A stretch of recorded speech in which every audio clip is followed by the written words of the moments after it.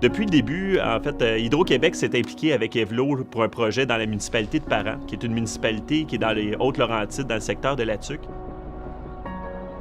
Donc, on a installé 20 unités Evlo 1000, donc pour une énergie installée de 20 MWh pour une puissance maximale de 4 MW.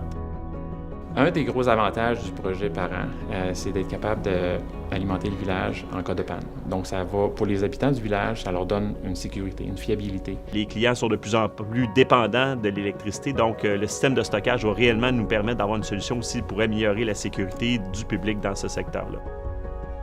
Pourquoi on a choisi cette solution-là? C'est parce que c'est une solution qui était vraiment une solution de résilience complète. Ça nous permettait d'améliorer la fiabilité, mais aussi de permettre de faire des activités de maintenance et aussi de reporter certains investissements importants qu'on avait sur le réseau. On arrive avec une technologie nouvelle qu'ils ne connaissent pas. Donc, il faut former, il faut informer. Puis, il y a tout le temps une mot d'ordre sur le site de si vous ne savez pas qu'est-ce que vous êtes en train de faire, vous avez des questions, n'hésitez pas. Il y a eu en fait des enjeux avec Dame Nature, ça a commencé comme ça. Les premiers cubes qu'on a essayé d'envoyer sur site, on a eu des inondations au niveau des chemins d'accès. Il y a eu des feux, on a perdu des chambres, il a fallu reloger des travailleurs ailleurs. On a réussi à développer des nouvelles fonctionnalités sur les systèmes de contrôle qui nous ont permis finalement de faire la permutation automatique des charges.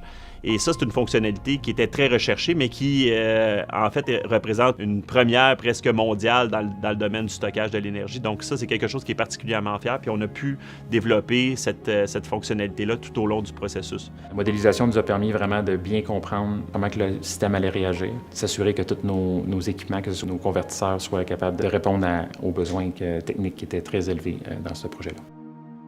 Quand on me parle de l'expertise et du savoir-faire des équipes d'Evlo, je pense immédiatement à la créativité et à la façon que les équipes ont réussi à s'adapter aux défis d'intégrer un système de stockage comme celui-là sur le réseau d'Hydro-Québec. Ça peut paraître bien simple, mais ça revêt un certain lot de défis qu'on a dû faire face tout au long du projet.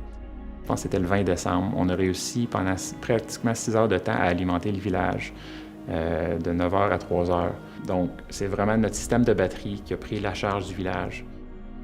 Maintenant, on est capable de déployer ces solutions-là de façon beaucoup plus agile et c'est quelque chose qui va nous servir pour le futur.